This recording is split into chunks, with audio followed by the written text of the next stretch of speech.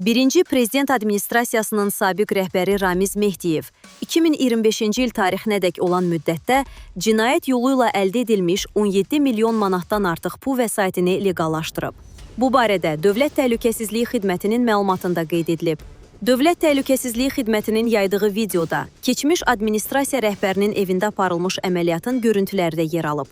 Bildirilib ki, Ramiz Mehdiyev 2025-ci ilin avqust-sentyabr aylarında dövlət hakimiyyəti əleyhinə gizli plan və fəaliyyət istiqamətlərini özündə ehtiva edən Dövlət İdarəetmə Sisteminin yenidən qurulması haqqında təkliflər başlığı altında müvafiq xarici dildə hazırladığı yazılı materialı köməkçisi Əmirov İldar Qurbanoğlu və digərləri vasitəsilə həmin sənəddə nəzərdə tutulan məsələlərin birgə razılaşdırılması məqsədi ilə 27 sentyabr 2025-ci il tarixində Əli Kərimliyə təqdim etmiş.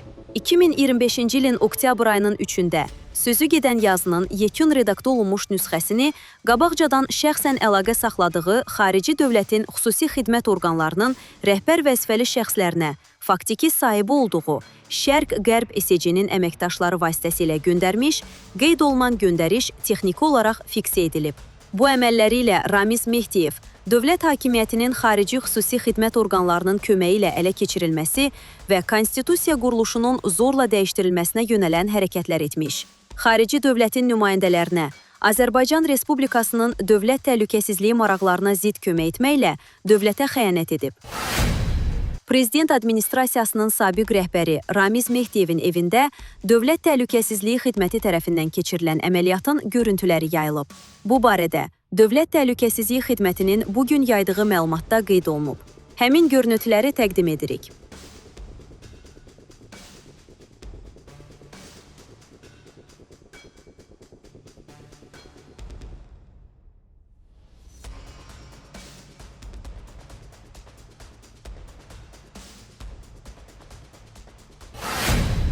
Prezident Administrasiyasının sabiq rəhbəri Ramiz Mehdiyevin xarici xüsusi xidmət orqanı ilə telefon danışığının səs yazısı yayılıb. Bu, Dövlət Təhlükəsizliyi Xidmətinin mətbuat xidmətinin yaydığı video məlumatda öz əksini tapıb.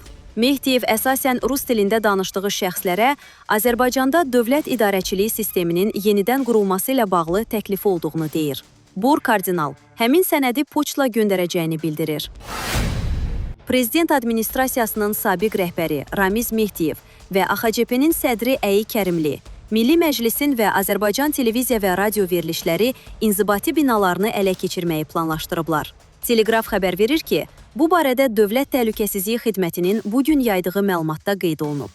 Məlumata görə, Əli Kərimli adı çəkilən şəxslərlə qabaqcadan əldə olunmuş ümumi razılaşmaya uyğun qaydada cinayət əməllərini davam etdirərək Azərbaycanın Qarabağ bölgəsində Ermənistanın apardığı təcavüzkar müharibəyə qarşı və orduya dəstək üçün Azərbaycan vətəndaşları 2020-ci ilin iyul ayının 14-dən 15-nə keçən gecə Bakı şəhərində yürüş etdikləri zaman Fuad Qəhrəmanlı və digərlərinə partiyanı təmsil edən şəxslərlə birlikdə kiçik qruplar təşkil etməklə yürüş iştirakçılarına qoşulmaq, daha sonra vətənpərvərlik şüarlarını təxribat xarakterli çağırışlarla əvəz edərək xaotik vəziyyət yaratmaq. Bu vəziyyətdən yararlanıb kütləni idarə etməklə Azərbaycan Respublikası Milli Məclisinin və Azərbaycan televiziya və radio verilişləri inzibati binalarını ələ keçirmək, o cümlədən kütləvi informasiya vasitələri ilə hakimiyyətin ələ keçirilməsini bəyan edəcəyi barədə tapşırıqlar verib. Jurnalist Qənimət Zaidovun xarici ölkələrin xüsusi xidmət orqanları ilə danışığının səs yazısı yayılıb. Bu barədə Dövlət Təhlükəsizliyi Xidmətinin bugün yaydığı məlumatda qeyd olunub. Bildirilir ki, Qənimət Zaidov 2013-cü ilin əvvəlindən etibarən Əli Kərimlinin adından xarici ölkənin xüsusi xidmət orqanlarının nümayəndələri ilə gizli əlaqəyə girərək danışıqlar aparıb. Onun Azərbaycan Respublikasında hakimiyyətə gətirilməsində xarici xüsusi xidmət orqanlarının geniş təşkilatı və xüsusi imkanlarından istifadə edilməsi üçün müraciət edib. Qarşılığında Azərbaycanda xarici dövlətin strateji maraqlarının təmin ediləcəyini konkret detallar sadalamaqla vəd edib. Eləcə də tərəflər Əli Kərimli hakimiyyətə gələcəyi təqdirdə Azərbaycan Respublikasının mərhələli qaydada kollektiv təhlükəsizlik müqaviləsi təşkilatına tam üzv olacağı barədə razılaşıblar. Dəyərli izləyicilər, ölkə və dünya gündəmi ilə bağlı xəbərlər təqdim etməyə davam edəcəyik. Öz fikirlərinizi şərh bölümündə qeyd etməyi unutmayın. Sağlıqla qalın.